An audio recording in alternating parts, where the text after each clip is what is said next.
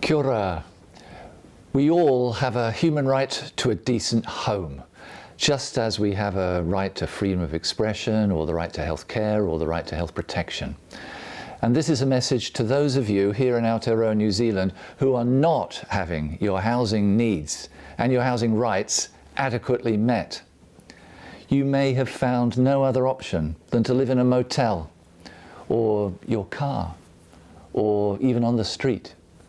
You might be unable to afford the basics like food, or unable to save for the future because your rent or housing costs are just too much. It could be that mould and dampness are causing health problems for you, your whānau or flatmates. It could also be that you simply cannot get into a home that will meet your personal accessibility and cultural needs. So however you are affected, it is not good enough.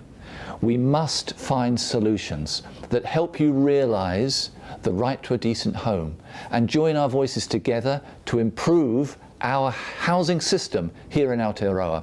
No future generation should live through a housing crisis. A housing crisis is not some sort of natural disaster.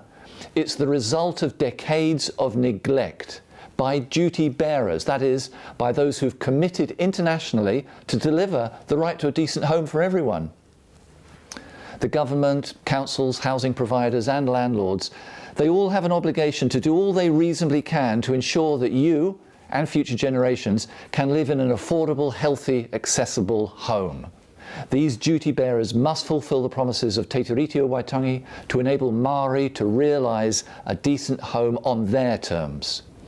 The Human Rights Commission is undertaking a housing inquiry because human rights can help all of us create a fair, accessible, decent, affordable housing system for everyone. And human rights breaches must be remedied. Our housing system must be made more accountable. The Human Rights Commission has set out guidelines that explain what the right to a decent home means for communities, for government, and we've outlined the need for effective accountability of governments for housing. Now, in the coming months, we will report on what we believe needs to change and how. And your voice is crucial. Whether it is reporting on the affordability of rents or the ongoing use of motels as transitional housing, we want to hear your voice, your experiences.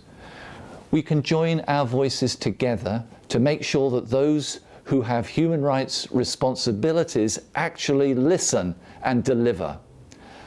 I hope that you will join us, because everyone has the right to a decent home grounded on Te Tiriti o Waitangi. Kia ora.